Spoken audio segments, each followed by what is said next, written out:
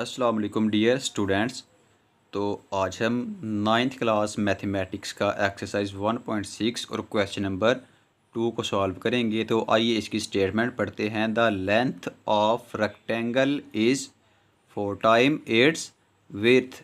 तो यहाँ से आपको अंदाज़ा हो चुका है कि हम किस शेप की बात कर रहे हैं, रेक्टेंगल की। तो आइए इसको हम समझने की कोशिश करते हैं। ये है आपके पास एक रेक्टेंगल शेप।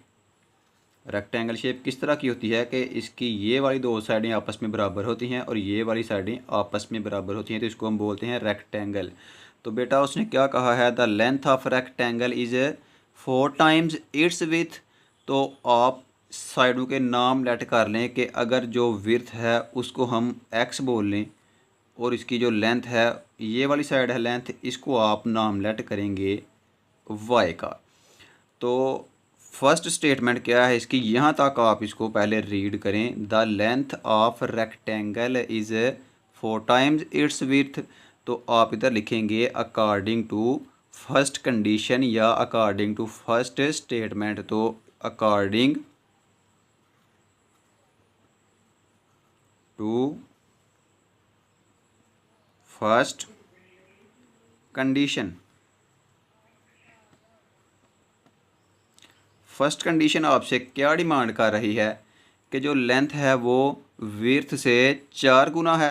तो बेटा आप लिखेंगे इधर y is equal to x, लेकिन जो लेंथ है इज़ 4 टाइम इट्स विड्थ, यानी कि चौड़ाई से 4 गुना है। तो आप ये आपके पास जो विड्थ है इसको बेटा आप मल्टीप्लाई करेंगे 4x के साथ। तो ये आपकी इक्वेशन बन गई। y को आप इधर शिफ्ट करें तो ये कुछ इस तरह से इक्वेशन बनेगी।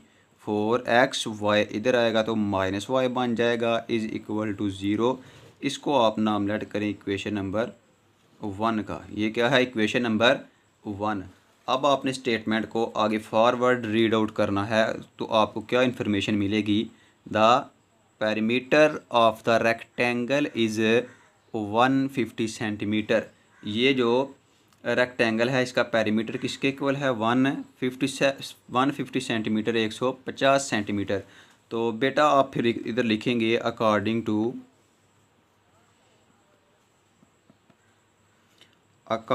To second condition.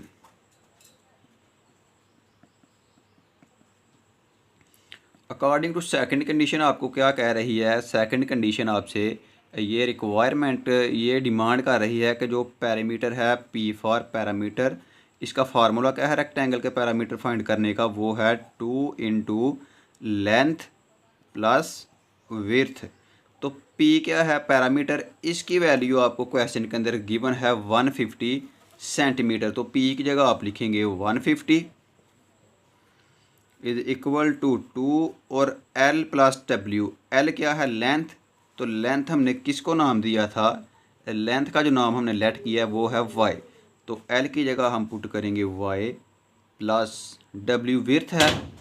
तो आपने विड्थ का नाम क्या लेट किया था शेप के अंदर, ये देखें एक्स। तो आप डब्ल्यू को रिप्लेस करें एक्स के साथ, तो ये बन जाएगा 2 इंटू वाई प्लस एक्स।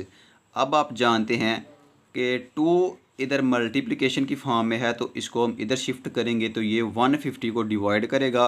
तो 150 ओवर 2 इज इक्वल टू, इस साइड पर आपको मिलेगा y प्लस एक्स। इसको आप थोड़ा सा अरेंज करके लिखें, x को पहले लिख लें और y को बाद में लिख लें, तो x प्लस वाई बन जाएगा जी। तो बच्चों इसको डिवाइड करें तो यहाँ से आपको आंसर क्या मिलेगा, 2 7 टाइम 14 और 2 5 time 10, 75 is equal to x plus y. तो x प्लस वाई को आप इक्वल के इस साइड पर लिखें तो x प्लस वाई किसके इक्वल है बेटा, 75 के इक्वल। तो x plus y is equal to 75। ये आपको इक्वेशन नंबर 2 मिल गई है। अब आपने इक्वेशन नंबर 1 और इक्वेशन नंबर 2 को इकट्ठा एक जगह पर लिख लेना है। तो इक्वेशन नंबर 1 क्या है, बेशक आप इधर लिखें 1 इम्प्लाइज दैट, इक्वेशन नंबर 1 है 4x minus y is equal to 0। और इक्वेशन नंबर 2 क्या है, 2 implies that x plus y is equal to 75। तो बच्चों गौर करो, आपने जो क्वेश्चन नंबर 2 से पहले 8 पार्ट स्टडी किए थे, द मैट्रिक्स इनवर्जन और क्रैमर रूल, तो वहाँ पर भी कुछ इस तरह से सिस्टम ऑफ लीनियर इक्वेशन दिया गया था। और आपका ये वाला जो वर्ड प्रॉब्लम है, इसको भी जब मैंने चेंज किया इक्वेशन के अंदर, तो ये देखें इसकी जो शक्ल है, इसकी जो शेप है, ये भी कुछ प्रीवियस पार्ट की तरह बन चुकी है। तो अगर आपको वो वाले क्वेश्चन आते हैं तो आप इसको भी सॉल्व कर सकते हैं। तो आइए हम इसको किस मेथड के साथ सॉल्व करेंगे, क्रैमर्स रूल की मदद से सॉल्व करते हैं। क्रैमर्स रूल वो हम इस पर अप्लाई करेंगे जी। तो ये आपके पास जो इक्वेशन है, सबसे पहले हम इसको चेंज करेंगे मैट्रिसेस की फॉर्म में। तो सबसे पहला मैट्रिक्स जो होता है वो एक्स और वाई के कोफिशेंट्स का लिखते हैं। एक्स का कोफिशेंट क्या है 4, वाई का कोफिशेंट -1, एक्स का कोफिशेंट 1 और इस वाई का कोफिशेंट ये भी 1 के इक्वल है। इसके साथ जो मैट्रिक्स है वो होता है वेरिएबल एक्स और वाई का। जो आपके पास इक्वेशन के अंदर एक्स और वाई नज़र आ रहे हैं, ये उनका मैट्रिक्स है। और इक्वल के इस साइड पर जो मैट्रिक्स बनेगा वो इक्वल के राइट साइड पर जो एंट्रीज़ हैं, जो कांस्टेंट नंबर हैं, वो हम लिखेंगे 0, 75। तो बेटा ये जो मैट्रिक्स है इसको आप नाम लेट करेंगे। इसका नाम हम क्या लेट करते हैं कि ये ए मैट्रिक्स है और इसकी एंट्रीज़ क्या हैं 4, -1, 1 एंड 1। अब आप क्वेश्चन को कंप्लीट सॉल्व करने से पहले इसका खुलासा समझने की कोशिश करें कि जब बेटा आपने एक्स फाइंड करना है, ज़ाहिर सी बात है हमने एक्स और वाई डायमेंशन फाइंड करनी है ना। ये देखें क्वेश्चन को ज़रा रीड आउट करें। आपने फाइंड करना है dimension, find the dimensions of rectangle. तो डायमेंशन का मतलब क्या है कि आपने इसकी लंबाई और चौड़ाई यानी लेंथ और विड्थ फाइंड करनी। लेंथ और विड्थ क्या है एक्स और वाई की वैल्यूज़ आपने फाइंड करनी है। तो जब आपने एक्स की वैल्यू फाइंड करनी है तो आप जो फार्मूला अप्लाई करेंगे वो है ए एक्स डिटर्मिनेंट ओवर ए का डिटर्मिनेंट। इसी तरह जब आपने वाई फाइंड करना है तो आप क्या फार्मूला अप्लाई करेंगे, ए वाई डिटर्मिनेंट ओवर ए का डिटर्मिनेंट। वाई के लिए ये फार्मूला यूज़ करेंगे और एक्स के लिए आप इस फार्मूला को अप्लाई करेंगे। तो बच्चों गौर करो, जब आपने एक्स और वाई फाइंड करना है तो आपको एक चीज़ की तो ज़रूरत पेश आएगी, वो है ए डिटर्मिनेंट। इस साइड पर भी डिनोमिनेटर में और यहाँ भी क्या है ए डिटर्मिनेंट। तो क्यों ना हम ये जो ए मैट्रिक्स है इसका डिटर्मिनेंट पहले फाइंड आउट कर लें। तो आइए ए मैट्रिक्स का डिटर्मिनेंट फाइंड करते हैं। ए का डिटर्मिनेंट फाइंड करने के लिए आप ए को स्ट्रेट लाइन के अंदर लिखेंगे जो कि डिटर्मिनेंट को शो करता है, और इसी तरह इन एंट्रीज को भी स्ट्रेट लाइन के अंदर लिखें 4, -1, 1 and 1। So A determinant is equal to, बेटा डिटर्मिनेंट कैसे ओपन करते हैं, इस 4 को 1 से मल्टीप्लाई करें तो 4 × 1, यहाँ में साइन आएगा नेगेटिव। अब इस 1 को मल्टीप्लाई करें -1 से तो 1 × -1 आ गया। A determinant is equal to 4 1 time 4 minus minus plus, और 1 को 1 से मल्टीप्लाई करेंगे तो आंसर 1 आएगा। प्लस करें तो आंसर आपको मिलेगा 5। 5 इज़ नॉट इक्वल टू 0। अगर ये 5 जो है, जो 5 आंसर मिला है आपको डिटर्मिनेंट का, ये 0 के इक्वल नहीं, तो फिर ये कौन सा मैट्रिक्स होगा, ये नॉन सिंगुलर मैट्रिक्स है। ये मैट्रिक्स क्या है, एक नॉन सिंगुलर मैट्रिक्स है। अगर नॉन सिंगुलर मैट्रिक्स है, आंसर 0 के इक्वल नहीं आया, तो फिर हम अपना नेक्स्ट प्रोसेस आगे चला सकते हैं, फॉरवर्ड हम मूव करेंगे। तो अपने क्वेश्चन के इख्तिताम तक हम पहुंच जाएंगे। तो आइए बेटा, ए डिटर्मिनेंट आपने फाइंड कर लिया। अब आपने एक्स फाइंड करना है तो आपको ज़रूरत पेश आएगी ए एक्स के डिटर्मिनेंट की। लेकिन आप गौर करें, जब हमने ए का डिटर्मिनेंट फाइंड किया तो हमारे पास ए मैट्रिक्स था, तो हमने उसका डिटर्मिनेंट फाइंड कर लिया। अब हमने ए एक्स का डिटर्मिनेंट फाइंड करना है, लेकिन ए एक्स नाम का मेरे पास कोई भी मैट्रिक्स मौजूद नहीं है। तो मैं सबसे पहले ए एक्स एक मैट्रिक्स जनरेट करूँगा, तो फिर मैं उसका जो मैट्रिक्स है उसका जो डिटर्मिनेंट है वो फाइंड कर लूँगा। तो बच्चों आपने ए एक्स कैसे बनाना है कि ये वाली जो 2 एंट्रीज़ हैं इनको आप चेंज कर दें इस मैट्रिक्स की एंट्रीज़ के साथ। इसका नाम बेसिकली बी मैट्रिक्स है। ये मैट्रिक्स क्या है, ये बी है। तो बी मैट्रिक्स की ये दोनों एंट्रीज़ को आप इन दोनों एंट्रीज़ की जगह लिख दें, तो ए मैट्रिक्स कुछ इस तरह से बन जाएगा। फिर ए नहीं बल्कि ए एक्स बनेगा। AX is equal to 0.75। 0.75 को मैंने कहाँ पे लिखा, 4 और 1 की जगह पर, और ये -1 और 1 हम सेम ऐसे ही लिखेंगे, -1 एंड 1। लो प्यारे बच्चों, AX मैट्रिक्स आपके पास मौजूद है। अब आप इसका डिटर्मिनेंट बड़ा आसानी के साथ फाइंड कर सकते हैं। AX डिटर्मिनेंट, इस साइड पर भी स्ट्रेट लाइन लगाएं तो 0 -1 75 1।